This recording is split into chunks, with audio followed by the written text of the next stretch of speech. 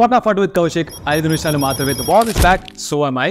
India versus Pakistan గేమ్లో బుమ్రా గురించి, అక్షర్ పటేల్ గురించి, హార్దిక్ గురించి, రిషబ్ పంత్ గురించి, హర్షదీప్ గురించి, సిరాజ్ గురించి, అందరి గురించి టచ్ చేశాను కానీ లైవ్లో రోహిత్ శర్మ క్యాప్టెన్సీ టచ్ చేయలేదు బాసు. తర్వాత నాకే కాస్త తప్పు అనిపించింది, దాని గురించి కొంచెం టైం కేటాయిస్తే బాగుంటుంది అనిపించింది.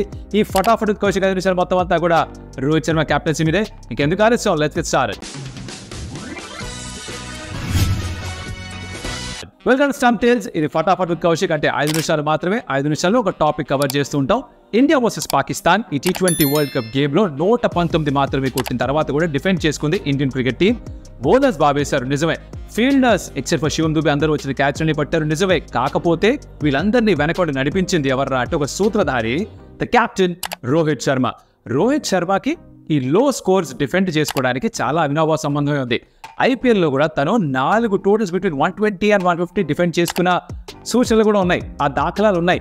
ఏమిటంటే ఒకసారి as a player for Deccan chargers, 3 సార్లు as a skipper for Mumbai Indians తను ఈ రేంజ్లో ఉన్న స్కోర్స్ డిఫెండ్ చేసుకున్నాడు. సో లో స్కోర్స్ డిఫెండ్ చేసుకోవడం తన కొత్తవి కాదు. పైగా కెప్టెన్గా డిఫెండ్ చేసుకున్న 3 సార్లలో ఒకసారి మాత్రమే ఎర్లీ వికెట్స్ దొరికాయి తనకి. అంటే ఆపోజిషన్ మంచి స్టార్ట్ దొరికినా, వాళ్ళు అడ్వాంటేజ్లో ఉన్నా కూడా తిరిగి గేమ్ని ఎలా వెనక్కి సంపాదించుకోవాలో తనకి బాగా తెలుసు.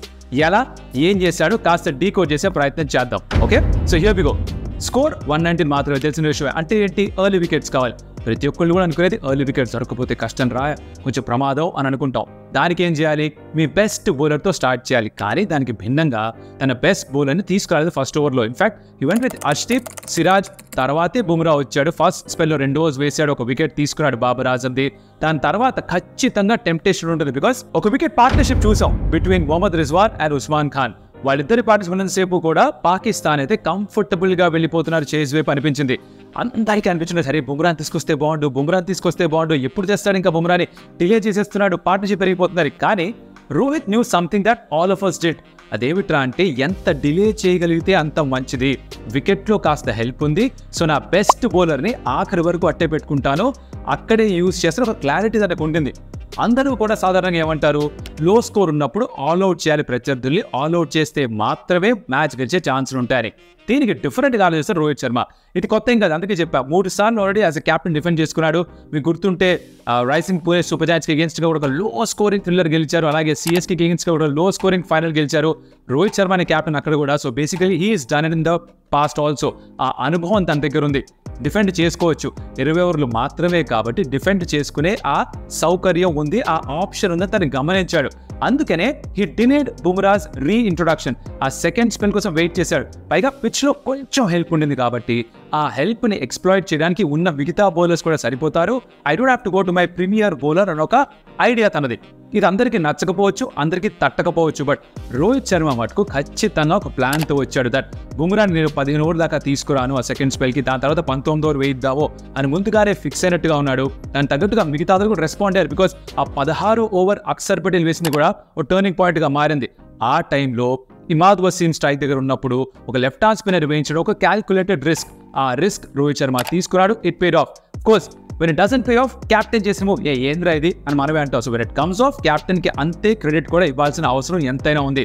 So Rohit Sharma deserves every bit of applause. ఎలా అయితే బుమ్రాకి man of the match award వచ్చిందో, ఎలా అయితే సిరాజ్ వికెట్స్ రాకపోయినా బాగా బౌలింగ్ చేశాడు, ఎలాగైతే హర్షదీప్ లాస్ట్ ఓవర్ చాలా బాగా వేశాడో, ఎలా అయితే స్పిన్నర్స్ బాగా బౌలింగ్ చేశారో, ఎలా అయితే ఫీల్డర్స్ అందరూ క్యాచ్ బాగా పట్టారో, అలాగే రోహిత్ శర్మ క్యాప్టెన్సీ కూడా has been on the money. ఎంతైతే క్యాప్టెన్సీ చేయాలో, ఎప్పుడైతే ఎవరిని తీసుకురావాలో, ఎవరితో ఎన్ని ఓవర్లు వేయించాలో తనకు అర్థమైనట్టుగా ఎవరికి అర్థం కాదు. పైగా ఫీల్డ్ ప్లేస్మెంట్స్ కూడా వేర్ స్పాట్ ఆన్. ఎక్స్ట్రా అగ్రెసివ్గా వెళ్ళే ఒక చిన్న టెంప్టేషన్ ఉండొచ్చు, స్పెషల్లీ తక్కువ స్కోర్ ఉన్నప్పుడు. దాన్ని కొంచెం కంట్రోల్ చేసుకొని వికెట్ టు వికెట్ మాత్రమే నేను బౌలర్స్కి చెప్పుకుంటూ వేసి ఫీల్డ్ తగ్గట్టుగా అడ్జస్ట్ చేసుకుంటూ పోయి రైట్ టైంలో బుమ్రాని తీసుకొచ్చి, బుమ్రా కూడా అఫ్కోర్స్ రియాక్ట్ అయ్యాడు కాబట్టి, రెస్పాండ్ అయ్యాడు కాబట్టి, వికెట్ తెచ్చిపెట్టాడు కాబట్టి it all looks great. But Rohit Sharma lead the side brilliantly. అందుకే అంటున్నాను, రోహిత్కి కూడా చాలా పెద్ద క్రెడిట్ ఇవ్వాలి in this win against Pakistan. సరిపోయింది ఇంతే ఫటాఫట్ కౌశిక్లో. ఈ ఎపిసోడ్లో మరొక ఎపిసోడ్లో మళ్ళీ కలుసు. అప్పటిదాకా సబ్స్క్రైబ్ చేసుకున్నారా, చేసుకుని పెట్టుకోండి. Like, share and comment about the video. మరో మళ్ళీ కలుసు. అప్పటిదాకా చావ్.